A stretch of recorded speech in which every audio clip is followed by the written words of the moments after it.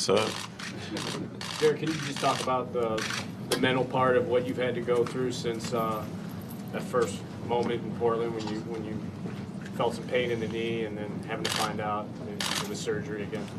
at first, just the process of actually dealing with the injury, it's kind of frustrating at first, knowing that I'm going to miss a long period of time without playing the game that I love playing. It's tough right when it happened, but me having these days just to think about it and just being appreciative of me actually going out there and showing glimpses of how I used to play, that's encouraging, and just knowing that I have a bright future, and I'm all right. I think that my faith is good, my spirit is good, and I'll be back. What was the thought process when you were presented with options for the different surgeries? They were telling me about repairing it, then if it wasn't enough to repair it, take it out, and giving me all these scenarios about once I go under, if it was only 30%, 35%, would they want to take a chance on repairing it?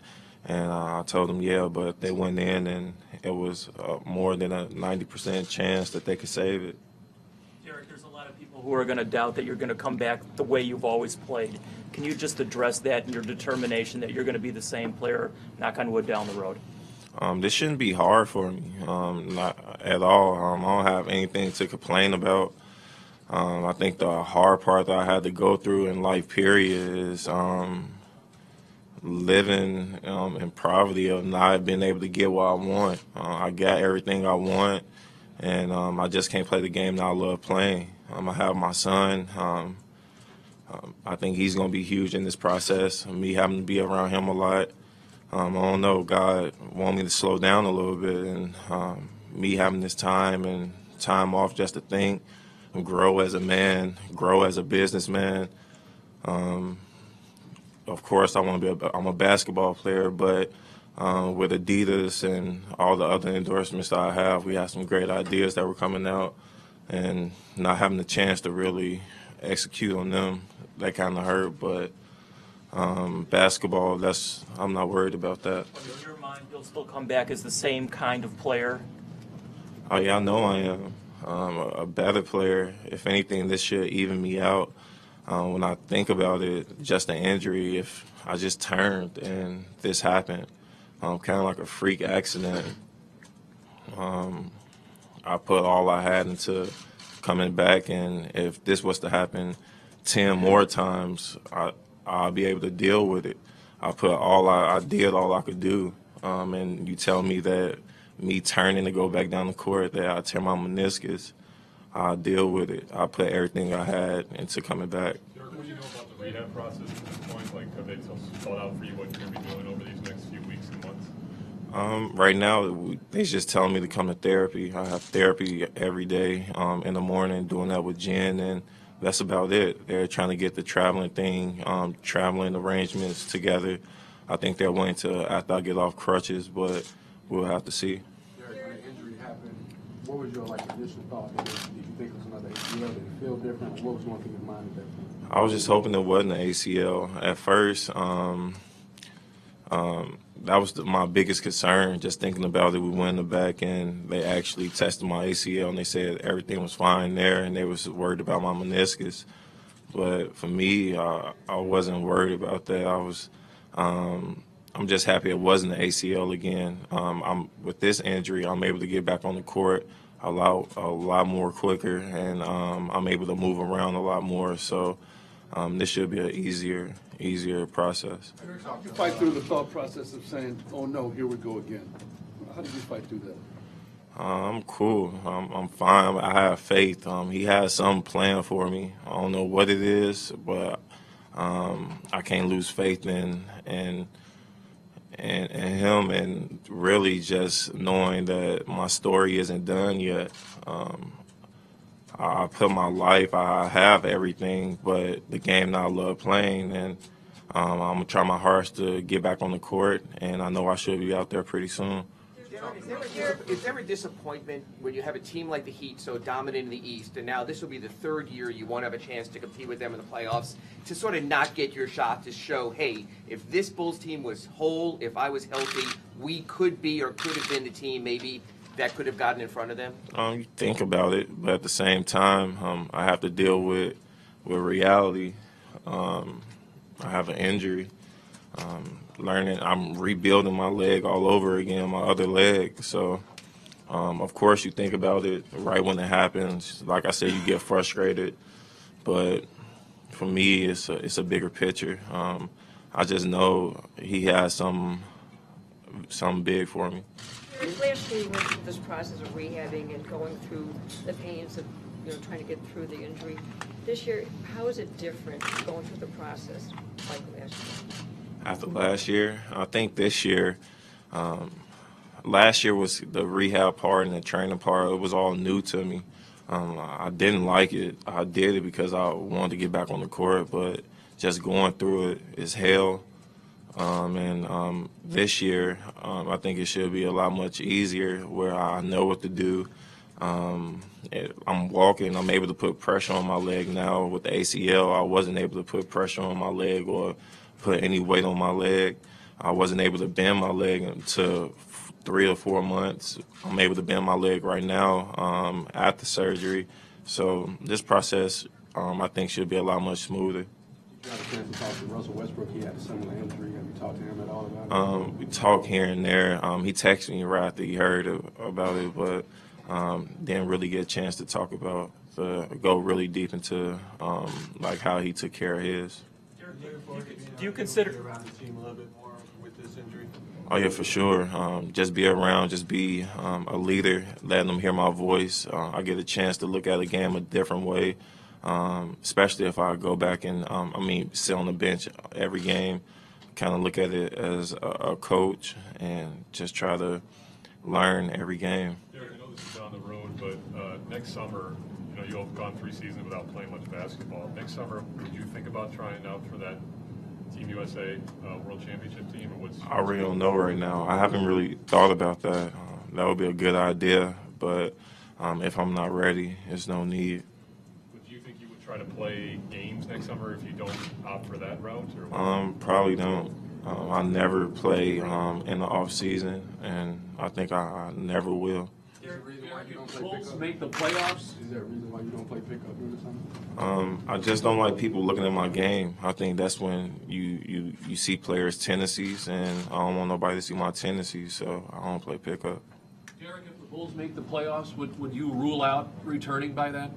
I mean, if I'm healthy and the situation is right, I'm going to be back playing if I'm healthy and my meniscus is fully healed. Of course, I'll be out there playing, but if it's something totally different and the outcome is not how I would want it to be, it's no need.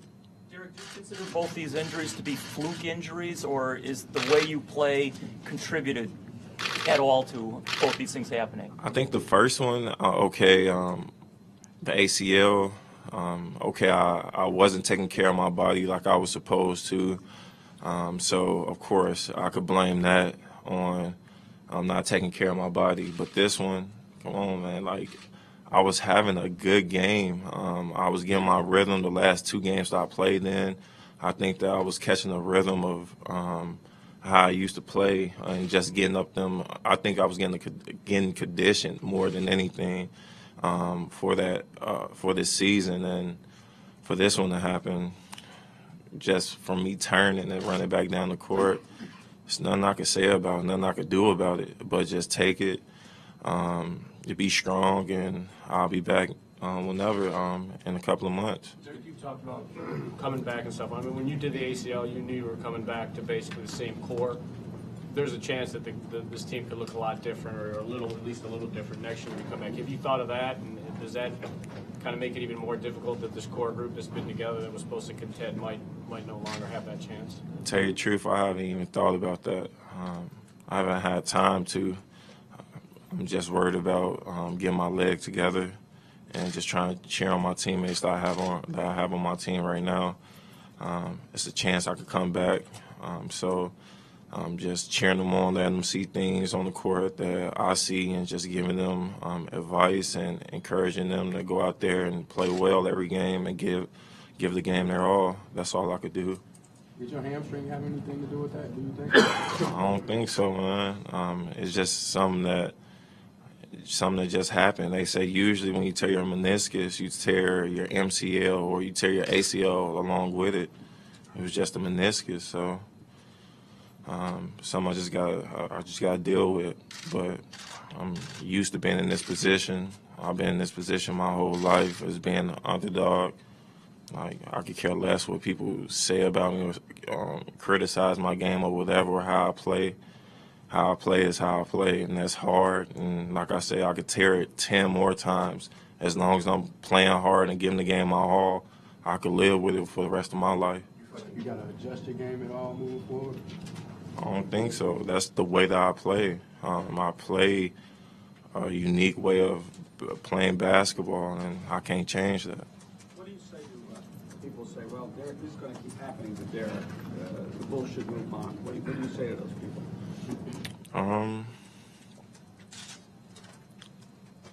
That the Bulls should move on. What you mean by that? People say, well, can you trust Derrick Rose because he keeps getting injured? He's got injured for years now. And, if you're the Bulls, what should you do? What would I say? What can I say to that?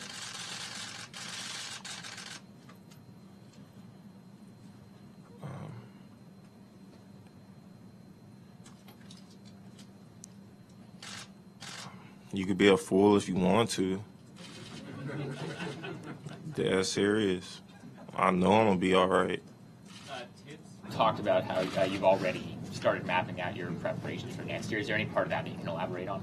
I can hear you. Tibbs already told us that you've already started mapping out your preparations for next season. Yes. Come back. Is there any part of that you can elaborate on? I told him, like, after I'm healed a little bit, after a month or two from now, just starting to pick up yoga and starting to swim a little bit more. I'm a guy where I'm always tight. My body is always tight. My hips are always tight. So I think getting in the pool, getting that condition in the pool, staying loose, and yoga with flexing, and I think clearing your mind, I think it's going to help me out a lot with just becoming a better athlete. You've been added in the first rehab, right? The swimming and yoga, those aren't things that you No. previously. This is something that I just thought of, and I'm just going to take a chance to see, test it out for a little bit, see how my body takes it, and if it's something that's going to help me, I'm going to continue to do it. Given the injuries and concentrating obviously on getting healthy, does winning a championship, does that go a little further down the priority list now? Oh, hell no. I think that's the only thing that I'm missing is a championship. You can have the awards, you can have all that individual stuff. I think my career is going to be judged by championships. So that's the only thing that I'm caring about right now. What you mean by that?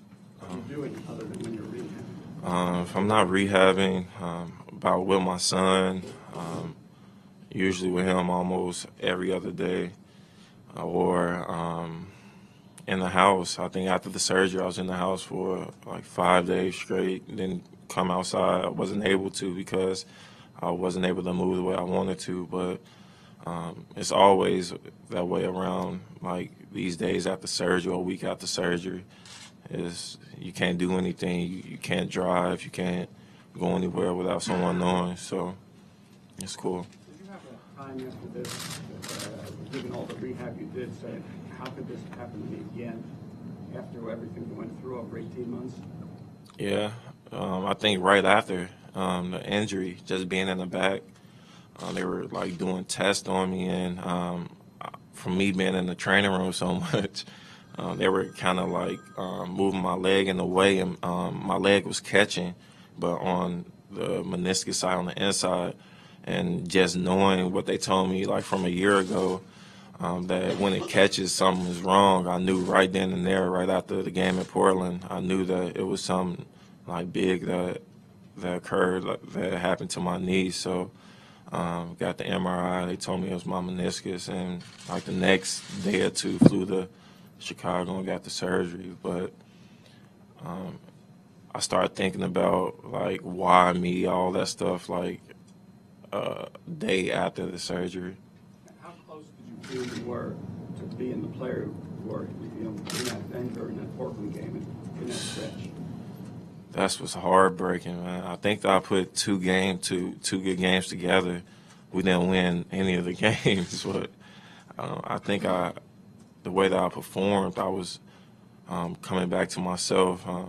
The only thing that I wasn't used to doing was shooting with the ball in my hands or dribbling and shooting. I think my catch and shoot was good, and it was just a matter of time I was going to catch my rhythm.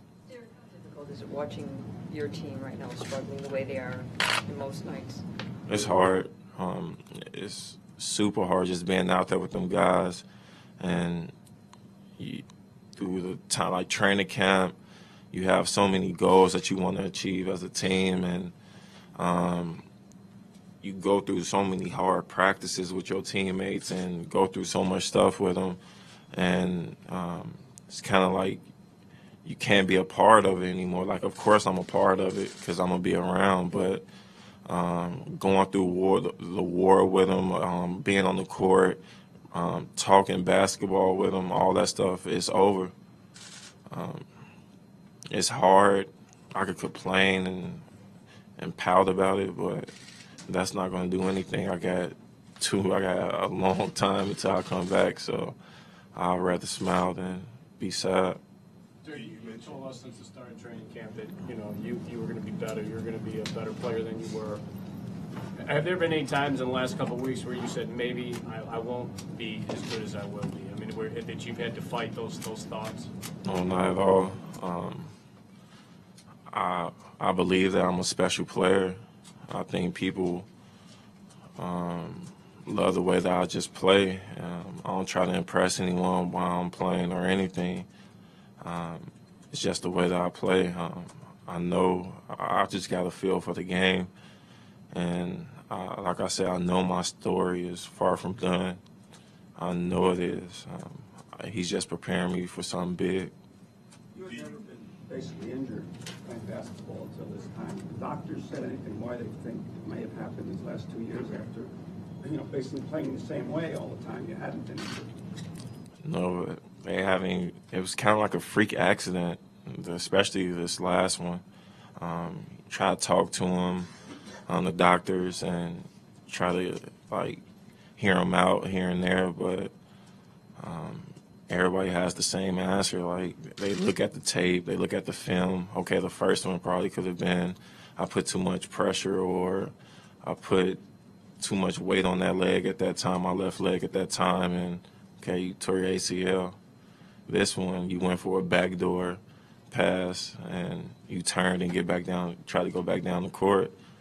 I didn't buckle my knee or anything. I paused for a second, but I was able still to get up and run a few steps before I couldn't walk or could bear it anymore, and it just happened. So. Let's do 2 more questions. You mentioned winning the title as the ultimate goal. Given all that's happened over the last few years, will that change your mindset in maybe recruiting guys more down the line to come play with you here? I don't think so. Like I said, I don't think I ever recruit. I think if you're a hooper and you know as a basketball player, if you know that if you could play with someone, I don't think it's a problem with just coming to a team. I think we never had them problems with stopping anyone from coming. I think I'll never recruit. I'll play with anyone. I think I could play with anyone, but I'll never recruit. Could you talk about the support of your teammates and the organization through all of this? The first surgery, now this one, and another setback. I can't hear. The support of your teammates of the organization through another setback. Oh, they've been great. Super, super good. Texting me, making sure that I'm fine, trying to send me food, just so much stuff. Man. I'm just feeling love, man, especially from the organization, my teammates, just making sure that I feel comfortable. And when I'm around, they don't talk about it or anything. Of course, they ask probably one question, and it's a regular conversation, and I appreciate that. If you could say anything to your fans or Bulls fans, what would it be? That I'm not done. I know that he's preparing me for something bigger. Of course, right now, when you're living in the moment and you just don't understand certain things. But I think if I was to look 10 years from now or so, just being the future and looking back, I think that this is going to be minor. It's something that just happened, and I'm never going to stop. Like I said, I could tear or hurt myself 10 more times. I'm never going to stop. Never. Thanks, Derrick. Thanks, Derrick.